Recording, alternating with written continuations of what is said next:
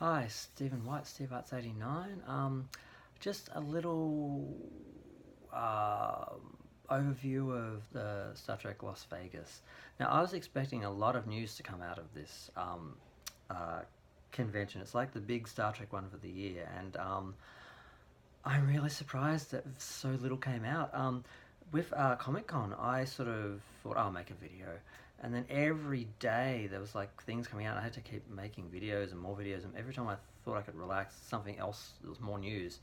And so I was sort of like waiting when Las Vegas the weekend came up. I'm like, okay, what's going to come out? And there's just nothing. I'm like, okay, I better do a video. But so there was no announcement for a Pike series. That was what we were all hanging out for. People were hoping there'd be an announcement for a Pike series, and there wasn't.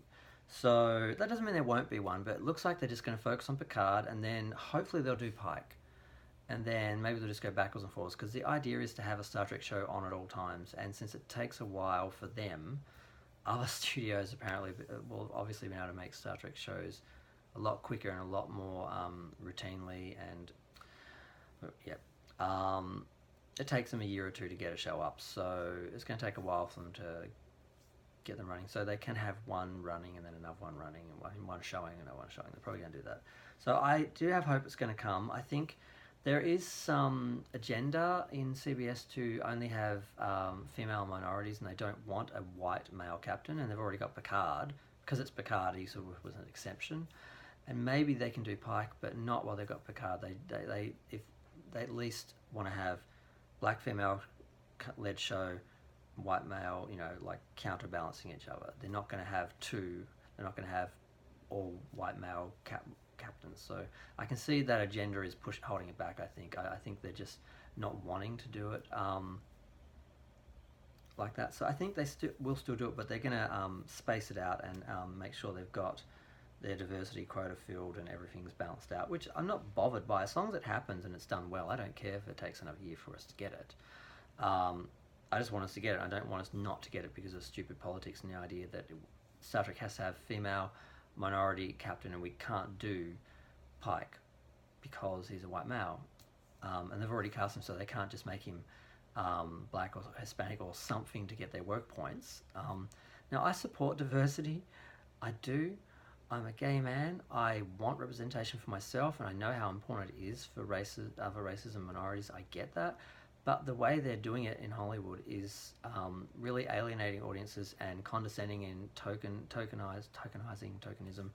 and I don't like the way they're doing it. So I wouldn't want Pike to be treated like that, and I think it's sort of already being affected by that mentality.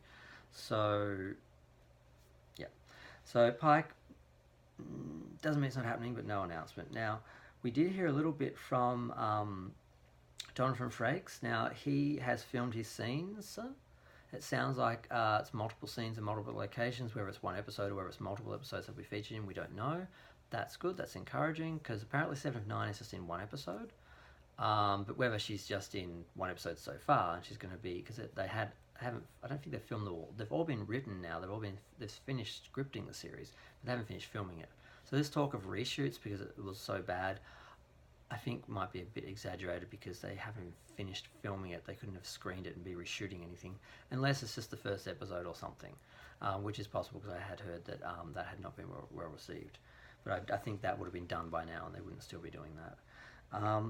Now, Jerry Ryan, this is a little bit concerning creatively. She said basically she had trouble with the dialogue and finding the new character because they don't seem to have explained to her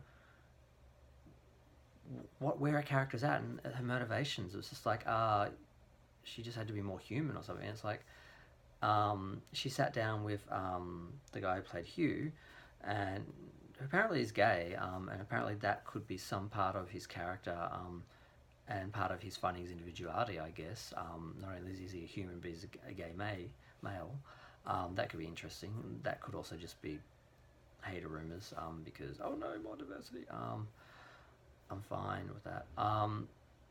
Apparently they sat down and they reasoned out, well, she's going to be alienated as even though she's a human, she was once Borg, and she's still partially Borg because of implants and stuff, so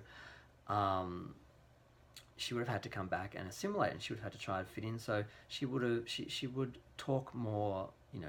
So they rationalized out how that would work, but the fact they had to do that and there wasn't a direction or something in the script or something the director could tell them, so that like it just sounds a little bit like it's sort of thrown together and they threw her in and they haven't really thought out the character, thought out her purpose, that there isn't going to be a big arc or anything. That's just sort of a token thing. Oh, we want 7, 9 in the preview, so we'll just throw in the episode. That sounded a little bit like that to me, which worried me a little bit.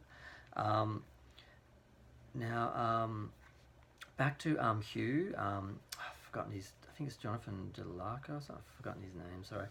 He apparently had a lot of scenes with Patrick, and he's so they're probably going to be spread out over different episodes. So he's probably more of a main character, and he actually has more to do, which is good because I didn't like how they.